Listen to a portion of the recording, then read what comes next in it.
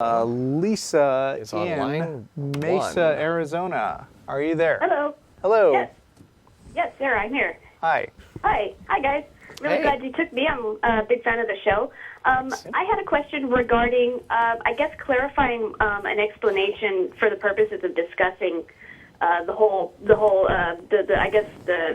idea of God's creation of the world, whether or not he created sin. I've been having these round and round conversations with people, and it's been really kind of frustrating because I can't tell if it's a problem with my explanation or if they're just not getting it.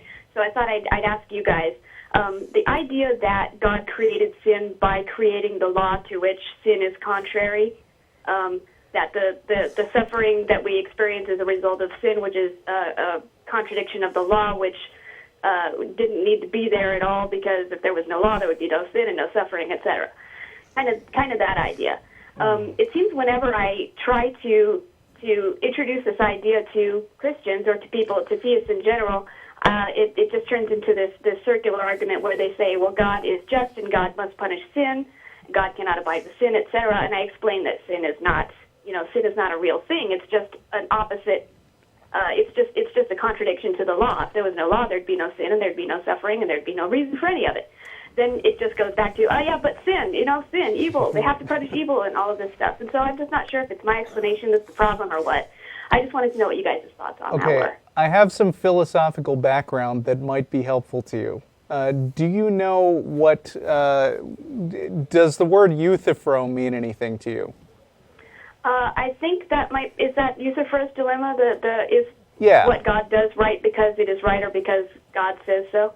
Right. I mean, it's a dialogue by Socrates, which I think, or by Plato, about Socrates, that might be helpful to read. But, I mean, basically what they're trying to do, I think, is give a sort of squishy definition of right and wrong, where everything that God decrees by definition is right, and it doesn't matter how we personally judge it.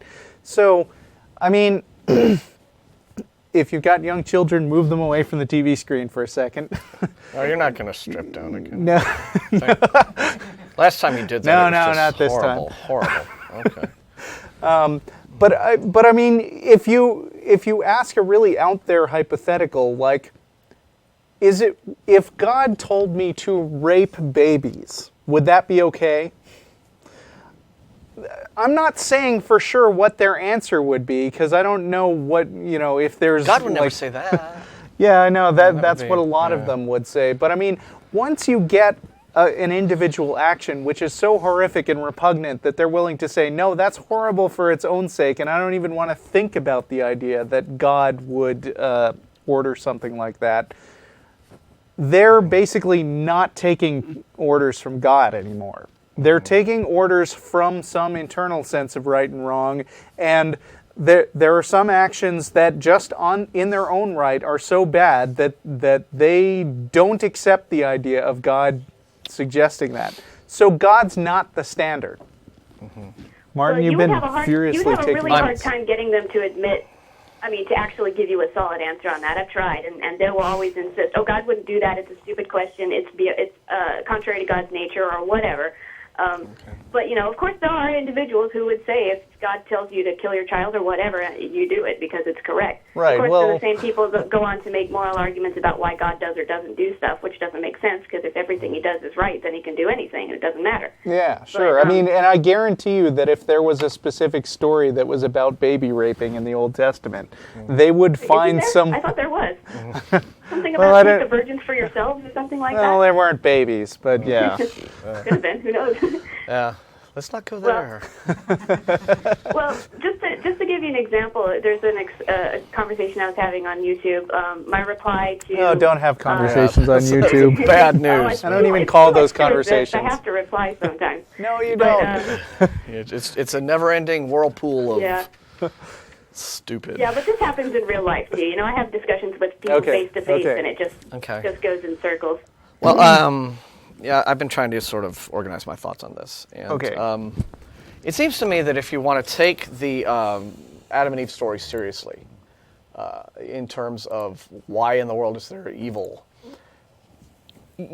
the question that I would ask is, all right, it seems like if you really look at the story, and if you look about the fall of man in Genesis and all the rest of it,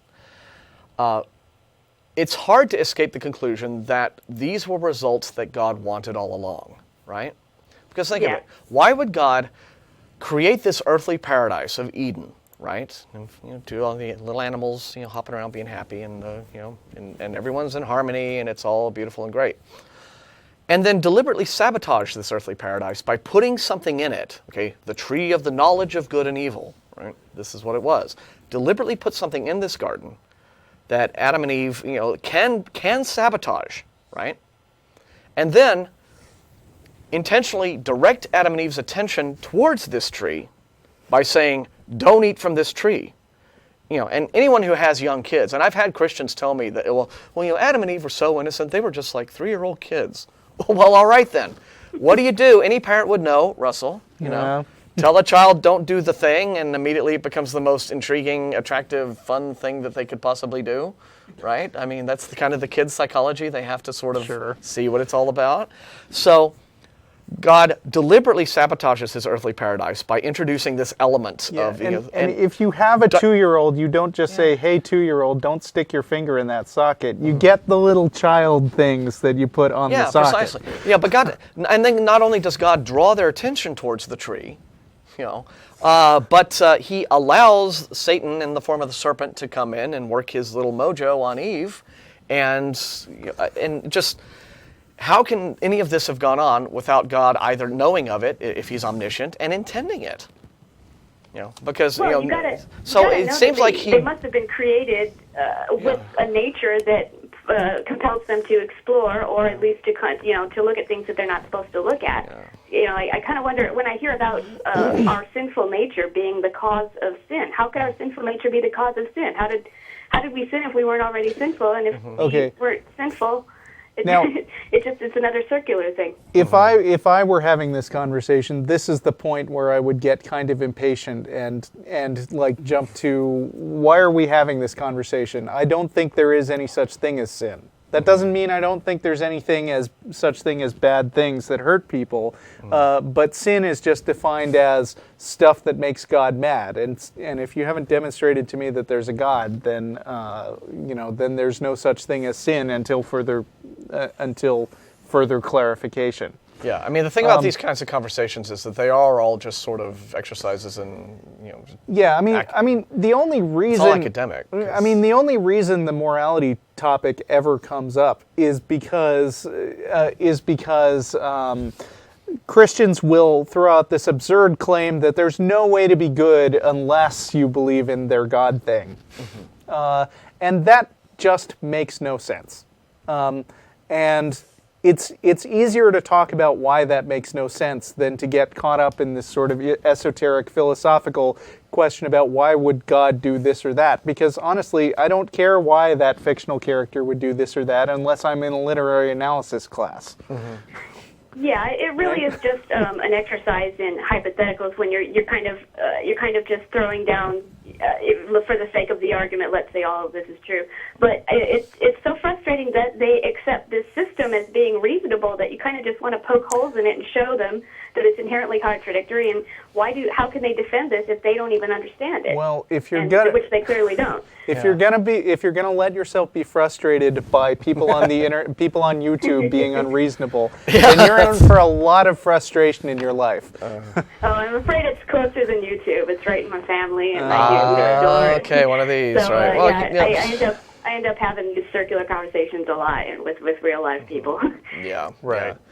Well, you can't change their minds, probably, so you can only have those conversations or not have them based on how fun they are for you. Believers have their minds changed all the time, right? I mean, it's tough, though. I mean, it's a lot of hard work. You want to know, the only thing that I could say in response to why they just accept this as reasonable is, the only thing I can really think of is that these are authoritarian belief systems. They define morality in terms of authority, right? Not in terms of, what effects, what consequences do actions actually have on people. Morality is just a list of rules that comes from an authority figure. And so in that kind of context, in general, you're someone who simply accepts things that you're told, because that's the nature of accepting authoritarian rule, in your life. So so that's going to be a thing that you're going to have to get around. Yeah. So I think it's probably better to go further back and try to attack the foundation rather than argue over the details. Yeah. Just remember they bear the burden of proof. It's kind of all about framing. Yeah. Anyway, thanks for calling. Yeah, we appreciate it, Lisa. Good luck. Let us know how that goes. Thanks a bunch. I really appreciate it. Sure. See ya.